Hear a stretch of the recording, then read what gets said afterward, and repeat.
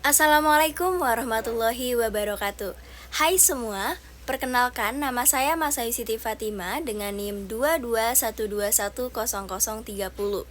Pada video kali ini saya akan membuat video tutorial mengenai cara pembuatan konstruksi perulangan for pada C#.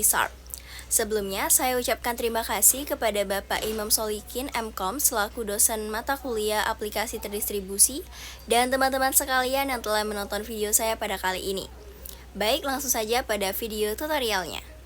Oke teman-teman, pada kali ini saya akan membahas mengenai konstruksi perulangan for pada aplikasi C#. Sebelum membahas tentang konstruksi perulangan for pada aplikasi C#, saya akan menjelaskan sedikit tentang perulangan. Apa sih perulangan? Perulangan itu merupakan sebuah proses yang dieksekusi secara terus-menerus. Selanjutnya, kapan sih perulangan itu digunakan?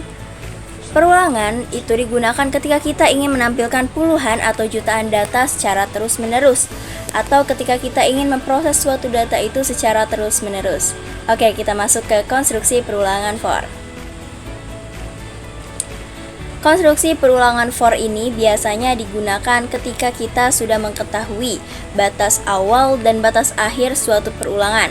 Contohnya ketika kita perlu memanipulasi nilai setiap elemen dari sebuah matriks 1 sampai 0, artinya satu baris dalam 10 kolom kalian bisa lihat pada gambar tersebut.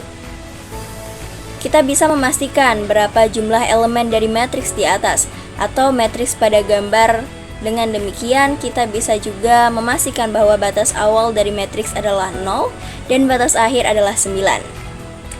Pada perulangan ini, kita bisa menggunakan konstruksi perulangan for untuk sintaksnya bisa dilihat pada gambar di atas.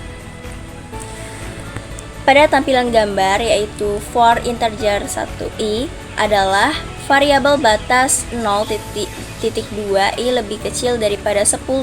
Berarti nilai di atas atau nilai batas akhir lebih kecil daripada 10 yaitu 9. Atau bisa kalian gunakan i lebih kecil sama dengan 9, berarti 9 itu masuk ke nilai batas akhir. Oke, selanjutnya i variabel i++ berarti setiap perulangan melakukan penambahan 1n konsul. 0 itu merupakan hasil. Nah, ketika kita menjalankan, maka akan menampilkan suatu output 0, 1, 2, 3, 4, 5, 6, 7, 8, 9, 10. Itu adalah hasil dari perulangan for. Selanjutnya, yaitu perulangan for bersarang. Perulangan for bersarang merupakan suatu operasi perulangan for di dalam operasi perulangan for lainnya, yang mana kegunaannya adalah untuk memanipulasi setiap elemen pada sebuah matriks multidimensi. Contohnya misalnya matriks 2 dimensi 3x3 dengan contoh kolom seperti pada gambar, yaitu 3 baris dan 3 kolom. Untuk sintaksnya juga bisa dilihat pada gambar di atas. Selanjutnya adalah penggunaan perulangan for tanpa batas atau tidak ada batas akhirnya. Biasanya kan kita menggunakan perulangan for itu ada batas awal dan batas akhir. Tapi di sini saya akan menjelaskan bahwa perulangan for tanpa batas, jadi kita bisa menggunakan secara terus-menerus lama kita tidak memberi pernyataan, itu tidak untuk codingannya. Kalian bisa lihat pada layar, nanti kita akan langsung praktekkan. Oke, selanjutnya penggunaan perulangan for pada C#.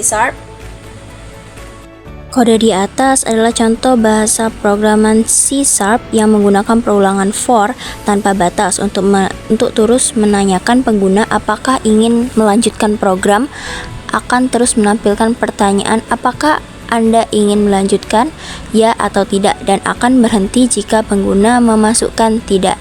Pada baris ke-9, break digunakan untuk keluar dari perulangan jika pengguna memilih tidak. Output dari program akan menampilkan pertanyaan terus-menerus sampai pengguna memilih tidak.